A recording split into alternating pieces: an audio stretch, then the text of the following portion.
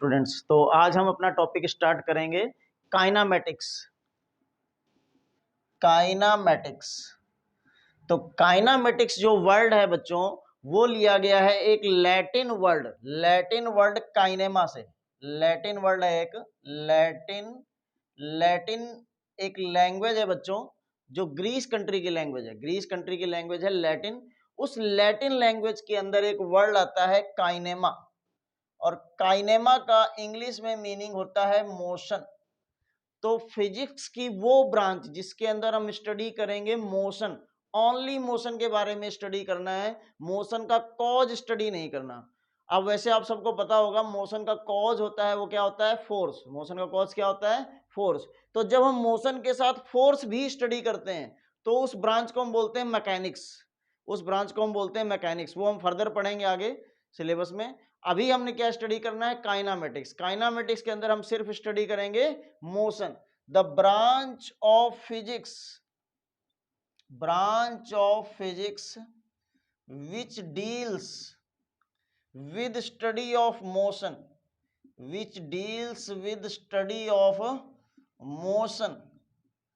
without taking its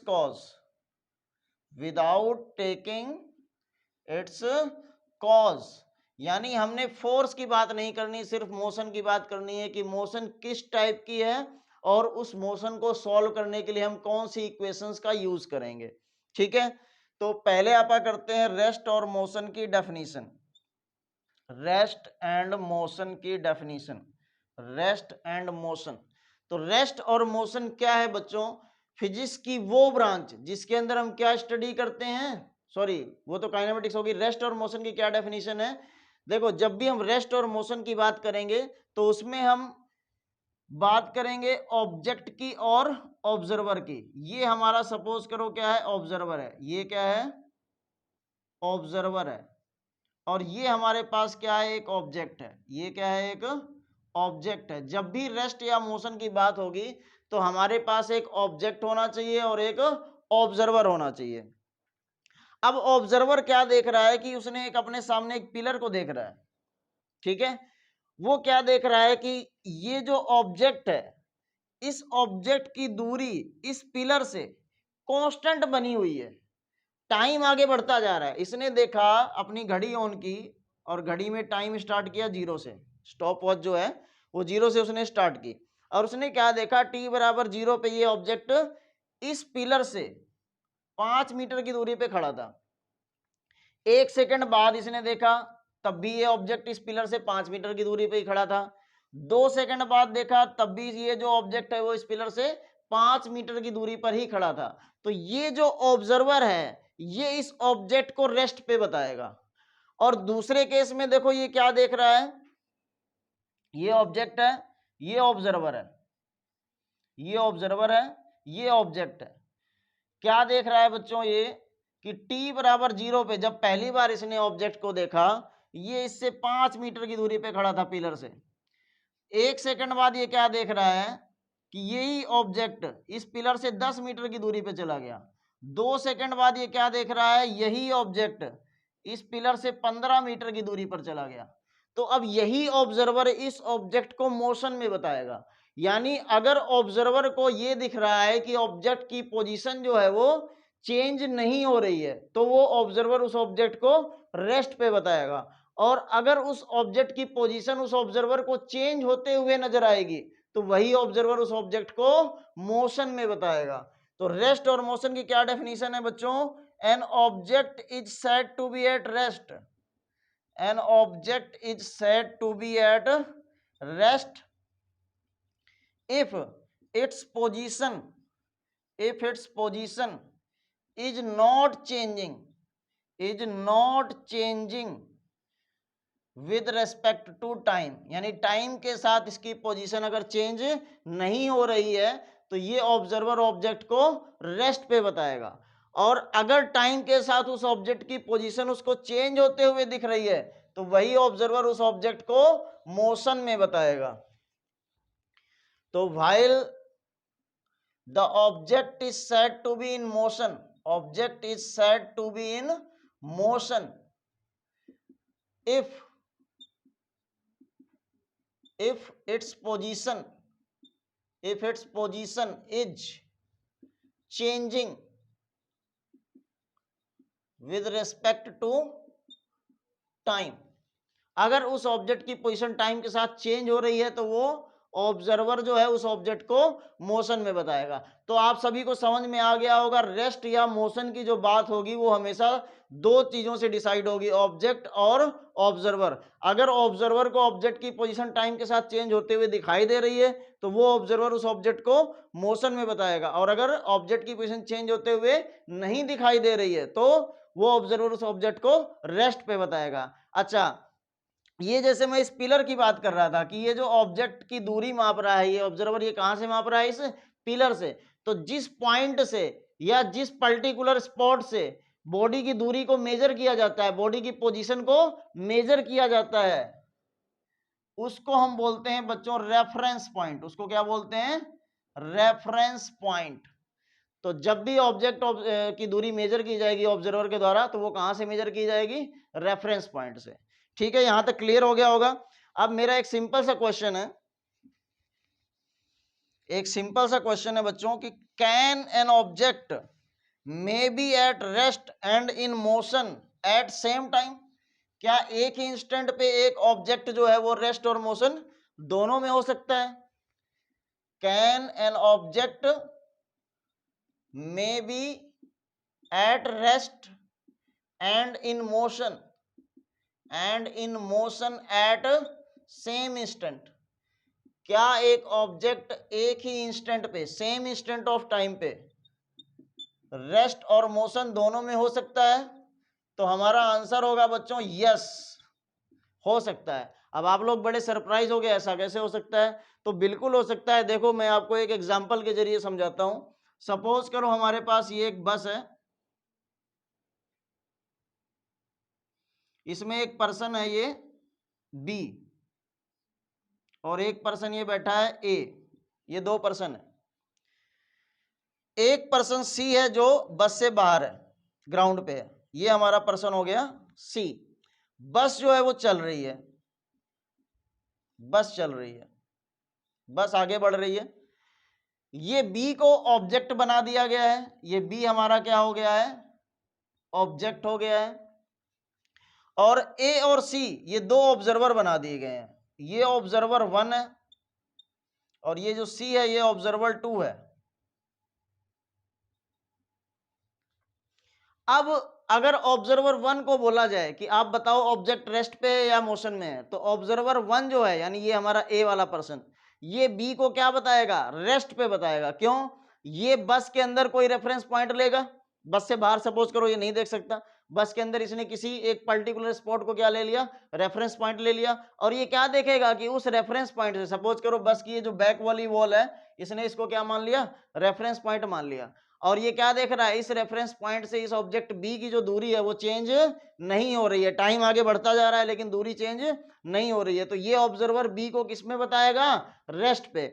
और इसी बात को अगर पूछा जाए सी से यानी ऑब्जर्वर सेकंड से कि बताओ ऑब्जेक्ट जो है यानी हमारा जो पर्सन बी है वो रेस्ट में या मोशन में है, तो ये ऑब्जर्वर सेकंड जो है हमारा यानी सी पर्सन, ये इसको क्या बताएगा? मोशन में बताएगा। क्यों? ये मान लो जमीन पे किसी चीज को रेफरेंस पॉइंट ले लेता है, सपोज करो इसके आसपास भी कोई पिलर है और इसने भी इसको क्या मान लिया? रेफरेंस पॉइंट मान लिया। तो ये क्या देखेगा? इस रेफरेंस पॉइंट से इस ऑब्जेक्ट बी की दूरी क्या होती जा रही है? बढ़ती जा रही है, चेंज होती जा रही है इसकी पोजीशन टाइम के साथ। तो यही ऑब्जर्वर इसको, ऑब्जेक्ट को मोशन में बताएगा। मतलब एक ही ऑब्जेक्ट है और अलग अलग ऑब्जर्वर्स के लिए वो रेस्ट में है और मोशन में है, यानी एक ही बॉडी की स्टेट जो है वो अलग अलग ऑब्जर्वर के लिए बिल्कुल अलग अलग हो सकती है। तो रेस्ट में या मोशन में ये कंप्लीटली डिसाइड होता है किससे? ऑब्जेक्ट और ऑब्जर्वर से। कि कोई बॉडी रेस्ट में है या मोशन में है वो कंप्लीटली किससे डिसाइड होगा? ऑब्जेक्ट और ऑब्जर्वर दोनों से डिसाइड होगा। तो हम इसको आंसर में इसकी एक्सप्लेनेशन लिखेंगे। For example, a person be sitting inside a bus is at rest for person A which is also inside the bus, which is also inside the bus while person B is in motion for C who is outside the bus, who is outside the bus। तो अभी आप बच्चों को समझ में आ गया होगा clearly कि एक ही ऑब्जेक्ट जो है वो रेस्ट और मोशन दोनों में हो सकता है सेम इंस्टेंट ऑफ टाइम पे अलग अलग ऑब्जर्वर के लिए। तो यहां पर एक स्टेटमेंट आती है बच्चों, एक स्टेटमेंट आती है कि रेस्ट और मोशन रिलेटिव टर्म्स हैं। रेस्ट और मोशन जो है वो रिलेटिव टर्म्स हैं, रेस्ट और मोशन रिलेटिव टर्म्स हैं। Rest and motion are relative terms.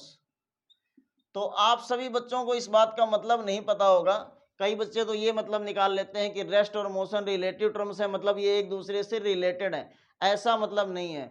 देखो दो तरह की टर्म्स हम पढ़ते हैं, एब्सोल्यूट टर्म, एब्सोल्यूट टर्म, और एक क्या है, रिलेटिव टर्म है। एब्सोल्यूट टर्म वो होती है जो सभी के लिए एक जैसी रहे, जो सभी के लिए एक जैसी रहे, सभी के लिए उसकी वैल्यू क्या हो, सेम हो, तो वो टर्म क्या होती है, एब्सोल्यूट। और जो टर्म किसी अलग अलग लोगों के लिए अलग अलग सिचुएशन में क्या आ जाए, अलग अलग वैल्यू दिखाती हो, वो टर्म क्या होती है बच्चों, रिलेटिव टर्म होती है। ठीक है, तो अभी हमने क्या सीखा कि दो अलग अलग ऑब्जर्वर्स के लिए एक ही बॉडी की जो स्टेट है वो अलग अलग है। एक ऑब्जर्वर बॉडी को रेस्ट में बता रहा है और दूसरा ऑब्जर्वर जो है बॉडी को मोशन में बता रहा है। यानी रेस्ट या मोशन की जो स्टेट है वो अलग अलग ऑब्जर्वर के लिए अलग अलग हो गई। इसलिए ये दोनों टर्म्स, रेस्ट एक टर्म और मोशन एक टर्म, ये दोनों टर्म क्या हो गई, रिलेटिव टर्म्स हो गई। तो इसका हम आंसर क्या लिखेंगे, because the state of rest और motion is different, is different for different observers. तो डिफरेंट ऑब्जर्वर्स के लिए रेस्ट या मोशन की स्टेट जो है वो बॉडी की अलग अलग हो सकती है। इसलिए रेस्ट भी एक रिलेटिव टर्म है और मोशन भी एक रिलेटिव टर्म है। नेक्स्ट अब हम डिस्कस करते हैं बच्चों फ्रेम ऑफ रेफरेंस के बारे में। Frame of reference, frame of reference क्या है, ये हमारा पहला लेक्चर है मोशन का। इसमें हम मोशन से रिलेटेड दो तीन टर्म्स करेंगे। तो उसमें एक टर्म ये भी आती है frame of reference. Frame of reference क्या है, इसको हम एक एग्जांपल के जरिए समझते हैं। सपोज करो कि हमारे पास एक बॉडी है,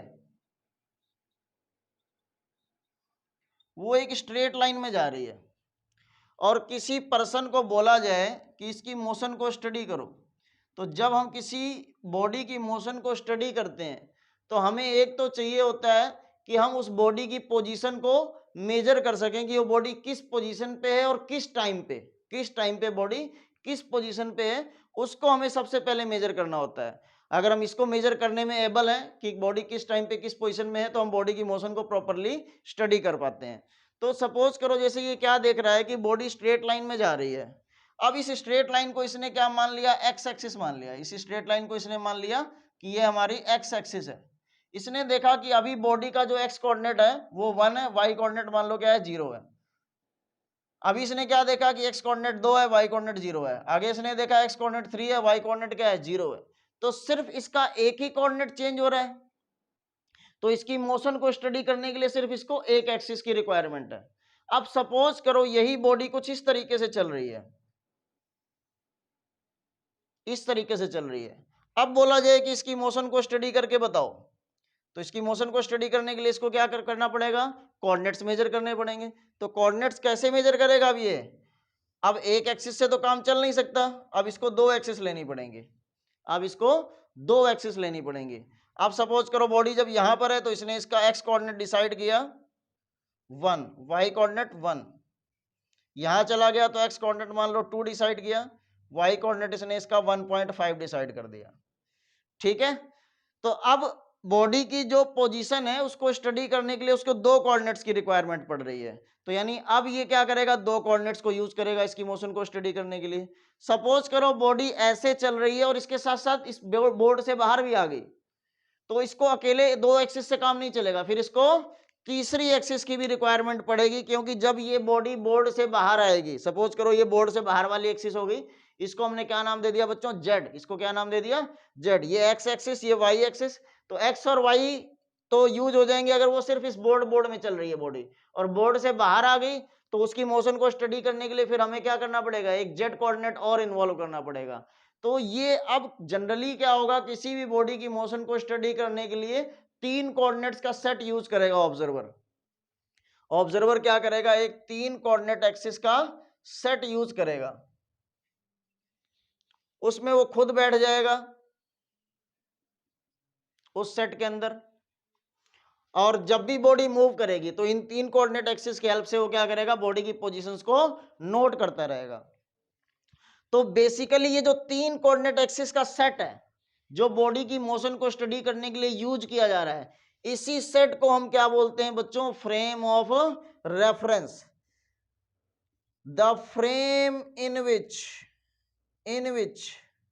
motion of object is studied. जिस फ्रेम में बॉडी की मोशन को, ऑब्जेक्ट की मोशन को स्टडी किया जा रहा है, उस फ्रेम को हम क्या बोलेंगे, frame of reference is called frame of reference. तो फ्रेम ऑफ रेफरेंस के अंदर क्या क्या आ जाएगा, ऑब्जर्वर खुद आ जाएगा, ऑब्जर्वर खुद आ जाएगा। ऑब्जर्वर कोई पर्सन है ये कोई जरूरी नहीं है, आप एक कैमरा लगा सकते हैं, वो कैमरा भी आपके लिए क्या हो जाएगा, ऑब्जर्वर हो जाएगा। तो ऑब्जर्वर खुद आ जाएगा फ्रेम ऑफ रेफरेंस में, किसके साथ, एक घड़ी के साथ। उसके पास एक क्या होगी, घड़ी होगी, स्टॉप वॉच होगी, जिसमें वो टाइम नोट करता रहेगा। और क्या क्या आ जाएगा, ऑब्जेक्ट आ जाएगा। तो तीन कोऑर्डिनेट एक्सिस का set with object and observer, ये कंप्लीट जो बनेगा, ये कंप्लीट जो सेटअप है, इसको हम क्या बोलते हैं, फ्रेम ऑफ रेफरेंस। अब टू टाइप्स का फ्रेम ऑफ रेफरेंस होता है बच्चों, टू टाइप्स का फ्रेम ऑफ रेफरेंस होगा। एक होगा इनर्शियल फ्रेम ऑफ रेफरेंस और एक होता है नॉन इनर्शियल। तो अब हम इसको सीखते हैं कि इनर्शियल फ्रेम ऑफ रेफरेंस और non inertial frame of reference क्या होंगे।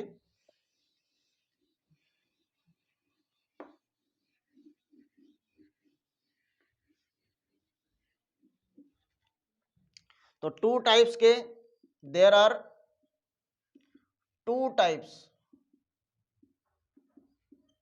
Of frame of reference. दो तरह के फ्रेम ऑफ रेफरेंस हैं। एक है बच्चों हमारे पास inertial frame of reference, inertial frame of reference, और दूसरा है non inertial frame of reference. तो इसको भी समझने के लिए हमें एक एग्जांपल की रिक्वायरमेंट है, एक एग्जांपल के जरिए इसको समझते हैं हम।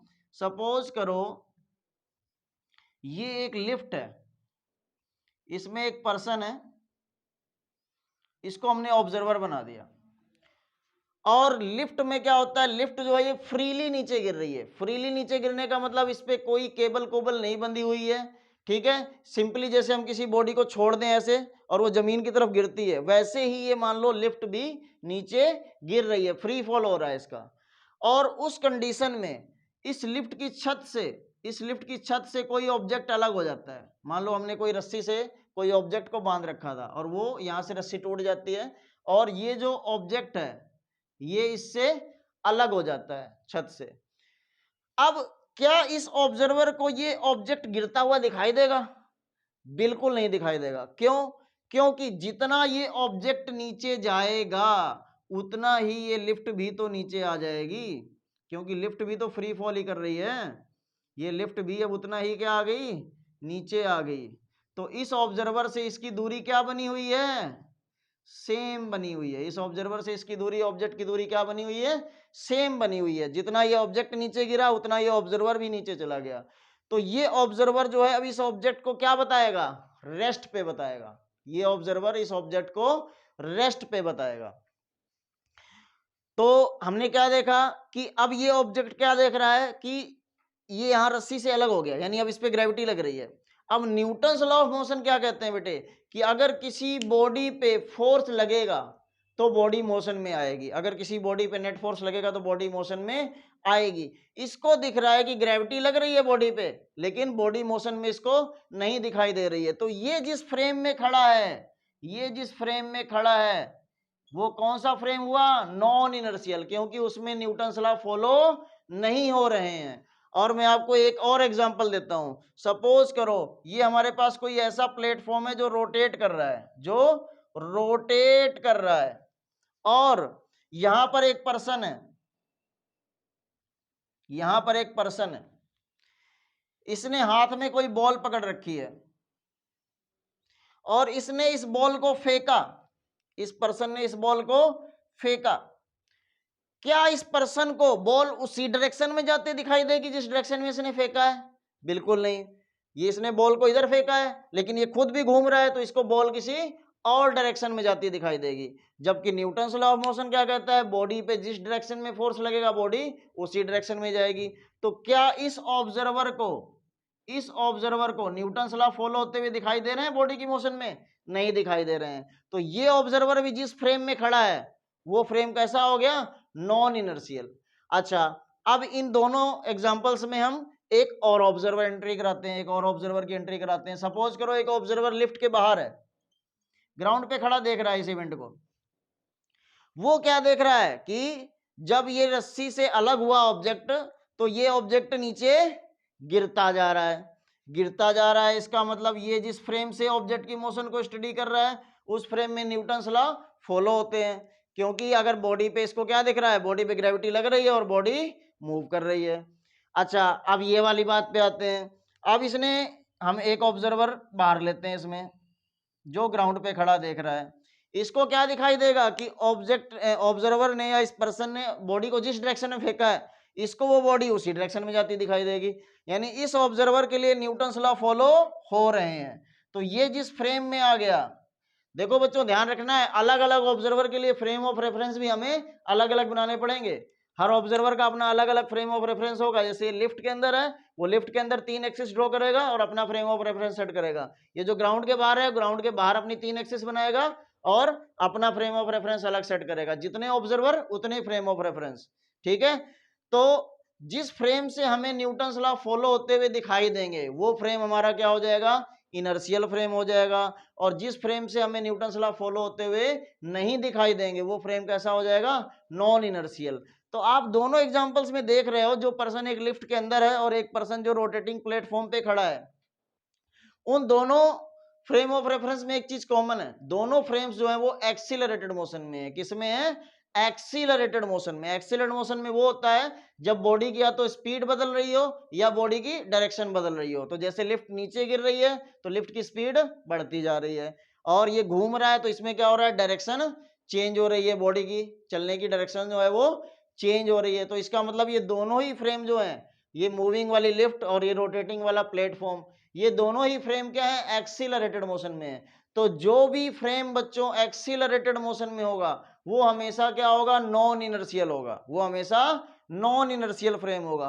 और जो फ्रेम रेस्ट पे होगा, जैसे ये पर्सन ग्राउंड में जो खड़ा था उसके लिए body Newton's law of motion के अकॉर्डिंग मूव करते दिखाई दे रही थी। तो जो फ्रेम रेस्ट पे होगा या मान लो कांस्टेंट वेलोसिटी से चल रहा होगा, वो फ्रेम हमारा कैसा हो जाएगा, इनर्शियल फ्रेम हो जाएगा। वो फ्रेम कैसा हो जाएगा, इनर्शियल फ्रेम हो जाएगा। तो मैं एक्सपेक्ट करता हूं आप बच्चों को इनर्शियल और नॉन इनर्शियल फ्रेम जो है वो बिल्कुल एग्जैक्टली क्लियर हो गया होगा। तो अगर एग्जैक्टली ये क्लियर है तो आप मेरे को एक क्वेश्चन का आंसर भेजेंगे। मैं आपसे एक सिंपल क्वेश्चन पूछ रहा हूं, क्या अर्थ अर्थ जिस अर्थ पे हम रहते हैं वो अर्थ किसी बॉडी की मोशन को स्टडी करने के लिए हमारे लिए इनर्शियल फ्रेम बनेगी या नॉन इनर्शियल बनेगी? सिंपल वर्ड्स में कि अर्थ हमारे लिए इनर्शियल फ्रेम है। सपोज करो मैं ऑब्जर्वर हूं या आप मान लो ऑब्जर्वर हो और किसी बॉडी की मोशन को स्टडी कर रहे हो, ठीक है। तो आपके लिए जो अर्थ है वो इनर्शियल फ्रेम है या नॉन इनर्शियल फ्रेम है, ये आपने आंसर मेरे को बताना है। तो अभी जैसे कि डिस्कस कर रहे थे हम कि फ्रेम ऑफ रेफरेंस की हमें रिक्वायरमेंट पड़ेगी किसी ऑब्जेक्ट की मोशन को स्टडी करने के लिए। तो जब हम ऑब्जेक्ट की मोशन को स्टडी करते हैं तो उसकी पोजीशन को मेजर किया जाता है। तो उसकी पोजीशन फ्रेम ऑफ रेफरेंस में कहां से मेजर की जाएगी? ओरिजिन से। कहां से मेजर की जाएगी? ओरिजिन से। ओरिजिन के रेस्पेक्ट में हम बॉडी की पोजीशन को मेजर करेंगे। ठीक है, ओरिजिन से ही क्यों मेजर करेंगे? क्योंकि इजी हो जाएगा ओरिजिन से मेजर करना। ओरिजिन का जो कोऑर्डिनेट होता है वो क्या होता है? 0 0 0। तो 0 0 0 के रेस्पेक्ट में किसी बॉडी की पोजीशन को मेजर करना ज्यादा इजी है। इसलिए हम ओरिजिन को क्या मान लेंगे? जिस फ्रेम में हम खड़े हैं, फ्रेम ऑफ रेफरेंस में बॉडी की मोशन को स्टडी करने के लिए, उस फ्रेम ऑफ रेफरेंस का जो ओरिजिन है उसको हम क्या मान लेंगे? अपना रेफरेंस पॉइंट, और बॉडी की पोजीशन को वहां से हम क्या करेंगे? मेजर करेंगे। हालांकि ये कोई कंपलसरी नहीं है कि जो ओरिजिन है उसी को हमने रेफरेंस पॉइंट मानना है। हम किसी और पॉइंट को भी रेफरेंस पॉइंट मान सकते हैं, लेकिन किसी और पॉइंट को अगर हम रेफरेंस पॉइंट मानेंगे तो पोजीशन को मेजर करना थोड़ा मुश्किल हो जाएगा, क्योंकि कोई और पॉइंट होगा वो 0 0 0 नहीं होगा, जबकि ओरिजिन क्या होता है? 0 0 0। तो 0 से अगर हम स्टार्ट करेंगे किसी बॉडी की पोजीशन को मेजर करना तो हमारे लिए थोड़ा ईजी हो जाता है। इसलिए हम जो भी फ्रेम ऑफ रेफरेंस सेलेक्ट करेंगे उसके ओरिजिन को हम क्या मान लेंगे? रेफरेंस पॉइंट, और बॉडी की पोजीशन को हम वहां से स्टडी करेंगे, वहां से नोट करेंगे। तो अब देखो बेटा, 3 टाइप्स की मोशन हम स्टडी करेंगे रेफरेंस फ्रेम के अंदर। 3 टाइप्स की मोशन है। एक है बच्चों वन डायमेंशनल मोशन, एक है one dimensional motion. One dimensional motion, तो वन डायमेंशनल मोशन कौन सी होगी? The motion in which only one coordinate change with time, only one coordinate change with time. जिस मोशन में टाइम के साथ सिर्फ एक ही कोऑर्डिनेट चेंज होगा वो मोशन कैसी होगी? One dimensional. जैसे कि मैंने अभी आपको एग्जांपल दिया था कि एक बॉडी सीधी जा रही है बिल्कुल, तो उसमें सिर्फ उसका एक्स कोऑर्डिनेट चेंज हो रहा है। ठीक है, या मान लो कोई बॉडी ऊपर से नीचे गिर रही है ग्रेविटी के अंडर, तो उसमें उसका सिर्फ क्या हो रहा है? वाई कोऑर्डिनेट चेंज हो रहा है। उसमें सिर्फ उसका वाई कोऑर्डिनेट चेंज हो रहा है। जैसे सपोज करो यहां पर इसका वाई कोऑर्डिनेट 3 था, एक्स कोऑर्डिनेट 1 था। वाई कोऑर्डिनेट 3 था और एक्स कोऑर्डिनेट 1 था। यहाँ इसका एक्स कोऑर्डिनेट तो 1 ही है, वाई कोऑर्डिनेट चेंज हो गया। यहाँ इसका एक्स कोऑर्डिनेट तो 1 ही है, वाई कोऑर्डिनेट क्या हो गया? 0 हो गया। तो अब इसमें क्या हो रहा है? सिर्फ एक ही कोऑर्डिनेट चेंज हो रहा है, वाई वाला, एक्स वाला चेंज नहीं हो रहा है।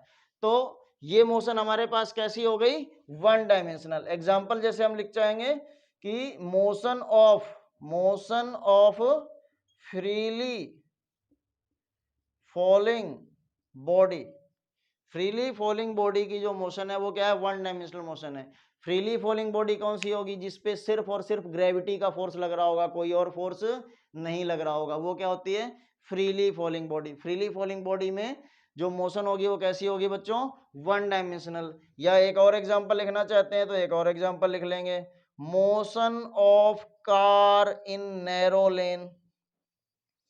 कोई हमारे पास बिल्कुल सकरी गली है, नैरो लेन है, उसमें कार ना इधर जा सकती है ना इधर जा सकती है, बिल्कुल सीधी सीधी जा सकती है, तो वो मोशन कैसी हो जाएगी? One dimensional. नेक्स्ट है बच्चों टू डायमेंशनल मोशन। तो टू डायमेंशनल मोशन कौन सी हो गई? टू डायमेंशनल मोशन कौन सी होगी? In which two coordinates change with time, जिसमें दो कोऑर्डिनेट चेंज होंगे टाइम के साथ, वो मोशन कौन सी हो जाएगी? Two dimensional motion. जैसे आप सभी बच्चे कैरम बोर्ड तो खेलते ही होंगे, और कैरम बोर्ड में आप क्या देखते हो कि ये हमारा कैरम बोर्ड है, ये इसकी एक्स एक्सिस है, ये इसकी वाई एक्सिस है। इसमें हमने क्या किया, एक कोई ये हमारी पास गिट्टी थी और इसको हमने स्ट्राइकर से हिट किया, ये गिट्टी ऐसे गई, इस गिट्टी को हमने स्ट्राइकर से हिट किया, ये ऐसे जा रही है। तो अब देखो जब ये यहां से यहां पहुंची तो इसका एक्स और वाई कोऑर्डिनेट दोनों चेंज हुए ना, एक्स कोऑर्डिनेट भी चेंज हुआ और वाई कोऑर्डिनेट भी चेंज हुआ। फिर जब ये यहां से यहां आया तो इसका एक्स कोऑर्डिनेट भी चेंज हुआ और वाई कोऑर्डिनेट भी चेंज हुआ। क्लियर हो गया? तो इस तरह की मोशन जिसमें दो कोऑर्डिनेट्स चेंज होंगे वो मोशन कैसी हो जाएगी? टू डायमेंशनल मोशन हो जाएगी। तो अगर हम इसका एग्जांपल लिखें, जैसे मान लो फर्श पे कोई कीड़ा चल रहा है, ये हमारे पास फर्श है, या मान लो कोई वॉल है, वॉल पे छिपकली चल रही है, तो ये हमारे पास वॉल है, ये वॉल की एक्स एक्सिस है, ये वॉल की वाई एक्सिस है। अब इस बॉल में छिपकली पहले यहाँ पे थी, तो इसका सपोज करो ये एक्स कोऑर्डिनेट क्या था, 1 था, वाई कोऑर्डिनेट मान लो 2 था, यहाँ से चल के यहाँ पहुंच गई, तो मान लो इसका एक्स कोऑर्डिनेट जो है वो 3 हो गया, एक्स कोऑर्डिनेट मान लो इसका 3 हो गया, और वाई कोऑर्डिनेट जो है वो मान लो कितना हो गया, 3 हो गया। ठीक है, तो एक्स और वाई दोनों चेंज हो रहे हैं, तो ये मोशन कौन सी होगी, 2 डायमेंशनल मोशन। एग्जाम्पल के तौर पे motion of lizard on wall, जैसे कि कोई शराबी फुल शराब पीने के बाद, फुल टाइट होने के बाद सड़क पे जब चलेगा, तो सड़क पे जब चलेगा तो वो सीधा तो बिल्कुल ही नहीं चलेगा, वो कभी यहाँ जाएगा, कभी यहाँ जाएगा, कभी यहाँ जाएगा। तो ये मान लो सड़क का एक्स कोऑर्डिनेट है, ये सड़क का मान लो वाई वाला एक्सिस है, तो उसके एक्स और वाई दोनों चेंज होंगे, तो वो मोशन कैसी हो जाएगी, 2 डायमेंशनल। क्लियर हो गया। नेक्स्ट लास्ट इसमें है 3 डायमेंशनल मोशन। 3 डायमेंशनल मोशन क्या हो जाएगी बच्चों, जिसमें तीनों के तीनों कोऑर्डिनेट चेंज होंगे टाइम के साथ, जिसमें टाइम के साथ तीनों के तीनों कोऑर्डिनेट चेंज होंगे, वो मोशन कौन सी हो जाएगी, 3 डायमेंशनल मोशन हो जाएगी। 3 dimensional motion, 3 dimensional motion, the motion in which all the three coordinates change with time, all the three coordinates change with time, जिसमें तीनों के तीनों कोऑर्डिनेट्स टाइम के साथ चेंज होंगे, वो मोशन कैसी हो जाएगी बच्चों, 3 डायमेंशनल मोशन हो जाएगी। जैसे आप सभी ने गैस मॉलिक्यूल को देखा होगा, या गैस मॉलिक्यूल चलो नहीं देखा तो जैसे खिड़की से कोई धूप आ रही है और उस धूप के अंदर आपने डस्ट पार्टिकल्स को चलते देखा होगा, तो कैसे जाएंगे, एक्स भी चेंज होगा, वाई भी चेंज होगा और जेड भी चेंज होगा। ठीक है, सपोज करो कोई मक्खी है, ये इस बोर्ड पे चल रही है, और बोर्ड पे चलते चलते बोर्ड पे चली, यहां से यहां गई और उड़ के बाहर आ गई, तो जब यहां से यहां गई तो उसका एक्स और वाई चेंज हुआ और उड़ के बाहर आ गई, इसका मतलब क्या हो गया, जेड भी चेंज हो गया। जब उड़ के बाहर आ गई तो जेड कोऑर्डिनेट भी इसका चेंज हो गया। तो मक्खी की जैसे मोशन है, एरोप्लेन की मोशन है, उसमें एक्स भी चेंज होगा, वाई भी चेंज होगा, ऊपर नीचे जाएगा तो जेड भी चेंज होगा। तो ये हमारे पास क्या हो जाएगी, 3 डायमेंशनल मोशन हो जाएगी। Motion of aeroplane, motion of aeroplane, motion of fly, ये हमारे पास क्या हो गया बच्चों, 3 डायमेंशनल मोशन। तो ये हमारे पास बच्चों मोशन टॉपिक का फर्स्ट वीडियो कंप्लीट है। नेक्स्ट हम सीखेंगे नेक्स्ट वीडियो में।